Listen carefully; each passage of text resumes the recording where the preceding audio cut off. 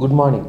ఇవాళ సమాజంలో గుండె జబ్బులు అనేవి అధికంగా పెరిగిపోవటం వలన చాలామందికి గుండెపోటు కానీ, గుండెకి సంబంధించిన రక్తనాళాల్లో బ్లాక్లు ఏర్పడటం వల్ల కానీ, స్టెంట్ కానీ, బైపాస్ కానీ చేయించుకున్న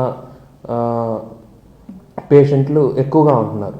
సో స్టెంట్ కానీ, బైపాస్ కానీ చేయించుకున్న తర్వాత వారు ఎటువంటి జాగ్రత్తలు తీసుకోవాలి అనేది కామన్గా అరైజ్ అయ్యే క్వశ్చన్.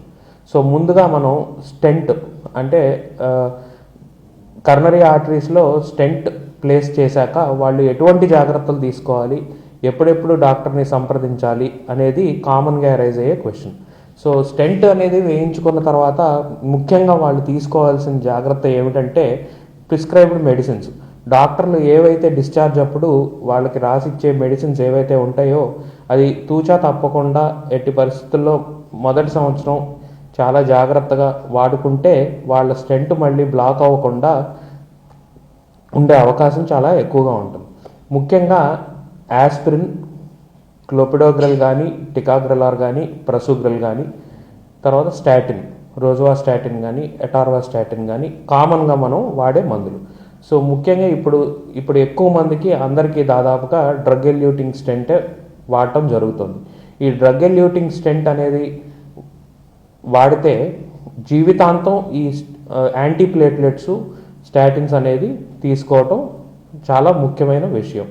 సో అట్లీస్ట్ మీరు కనీసం 6 నెలలన్నా ఈ యాంటీప్లేట్లెట్స్, స్టాటిన్స్ అనేది వాడటం చాలా ముఖ్యం.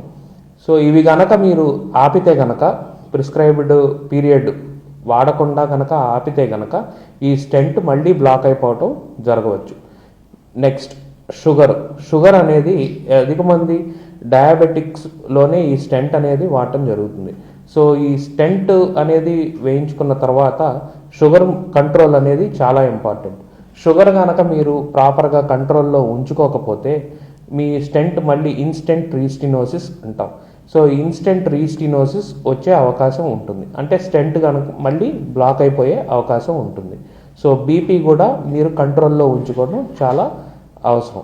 ఎప్పటికప్పుడు మీరు వాడే మెడికేషన్స్ అవి డాక్టర్ దగ్గరికి రెగ్యులర్ ఫాలోఅప్ వాళ్ళు చెప్పిన టైంకి మీరు వచ్చి డాక్టర్ని కలిసి ఎప్పటికప్పుడు ఆ మెడికేషన్, మీ బ్లడ్ ప్రెషరు, షుగరు, కొలెస్ట్రాల్ ఇవి చెక్ చేయించుకుని ఎప్పటికప్పుడు వాటిని అదుపులో ఉంచుకోవటం చాలా ఇంపార్టెంట్.